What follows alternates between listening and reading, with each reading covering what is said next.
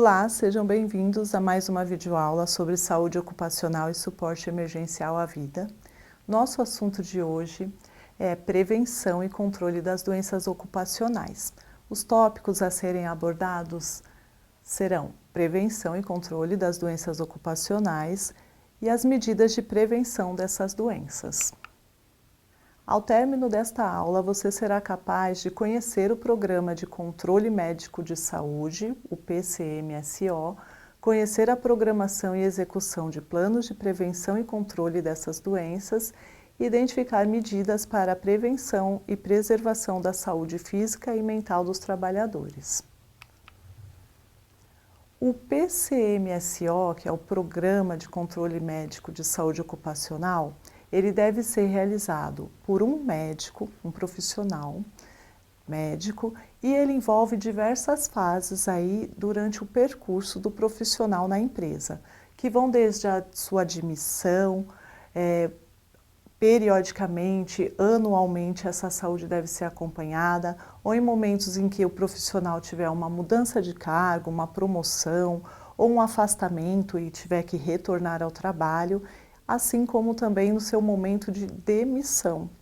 Durante todo esse percurso, a saúde desse trabalhador ela é acompanhada, monitorada através de exames, mas exames específicos relacionados a cada função que o trabalhador desempenha e associado aos seus riscos ocupacionais. Para que o trabalhador tenha um atestado de que ele está apto a exercer essas atividades, o médico vai elaborar um atestado de saúde ocupacional, com base, então, como eu falei, nos riscos que foram identificados no PPRA, em todo o programa de saúde, que foi feito através de um monitoramento, um acompanhamento em todas essas mudanças aí do trabalhador ao longo do percurso em que ele atuar na função específica na empresa que ele está trabalhando. Além disso, na prevenção e no controle da saúde ocupacional, a CIPA, que é a Comissão Interna de Prevenção de Acidentes, tem um papel muito importante, tanto para a saúde quanto para a qualidade de vida desse trabalhador, através de atividades voltadas então para promover a saúde, a qualidade de vida, para prevenir os acidentes, identificando riscos e assim agindo ali frente a frente na prevenção. A CIPA geralmente é formada por pessoas indicadas, pela própria direção da empresa, mas também por trabalhadores que são eleitos pelos próprios trabalhadores do setor.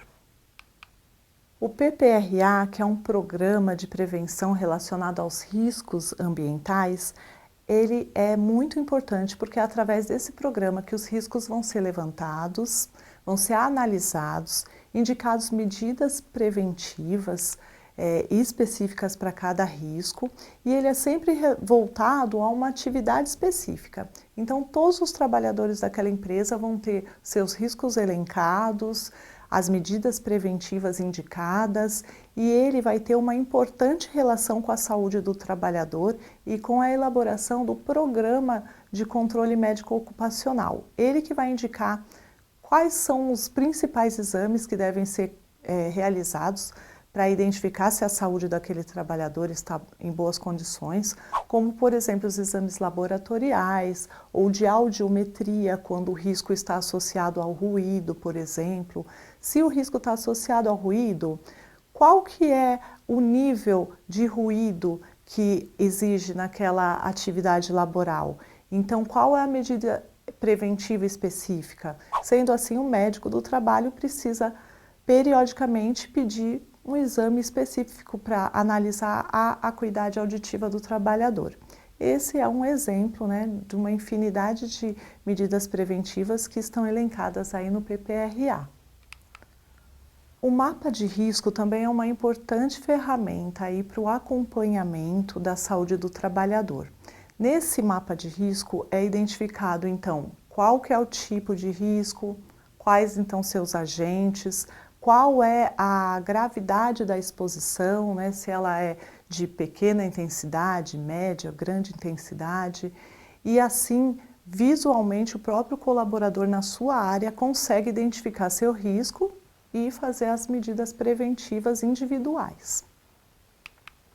A CAT, que é a Comunicação de Acidente de Trabalho, também é uma ferramenta importante pensando ainda em prevenção, porque embora ela seja uma comunicação do acidente ocorrido, ela serve para prevenir futuros acidentes. Então é muito importante que, acontecendo um acidente, ele seja relatado, seja investigado e seja colocada uma proposta de ação para que ele não volte a acontecer.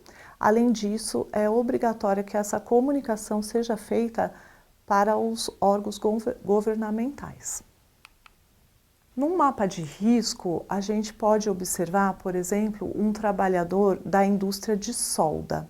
Então, qual é o tipo de risco que ele está exposto no momento ali da sua atividade, né? A gente identifica que pode ser um risco físico relacionado ao calor. Sendo assim, qual EPI ou equipamento de proteção individual deve ser indicado? Então, num caso de uma PPRA, ela vai analisar esse agente e ela vai indicar o equipamento de proteção individual específico para minimizar esse tipo de agente causador de uma possível doença, como uma cegueira, por exemplo, né, se ele tiver o contato aí diretamente no olho desse agente causador aí através do calor. Pensando na prevenção e no controle da saúde ocupacional, não tem como a gente não falar dos EPIs e dos EPCs, né? O EPI é o equipamento de proteção individual e o EPC de proteção coletiva. Então, entre um EPI, podemos citar aí, como a gente viu no caso do trabalhador da indústria de solda, a máscara, o óculos de proteção, luvas de proteção, luvas térmicas, de proteção térmica. E pensando no EPC, a gente pode, até mesmo um corrimão pode servir como um EPC, né? Um corrimão numa escada, por exemplo, ele funciona para que todo mundo que for utilizar essa via de circulação possa fazer o uso, então evitando aí um acidente, né? Ocasionado por uma queda, por exemplo. Além disso, cones para demarcar uma área que está com um piso escorregadio ou placas sinalizadoras de que o piso está molhado também são considerados EPCs. E uma dica de leitura é a Portaria 25 de 1994, que fala sobre os mapas de riscos. Chegamos então ao final de mais uma videoaula sobre saúde ocupacional. Espero que tenham gostado. Visite nossas redes sociais e até a próxima!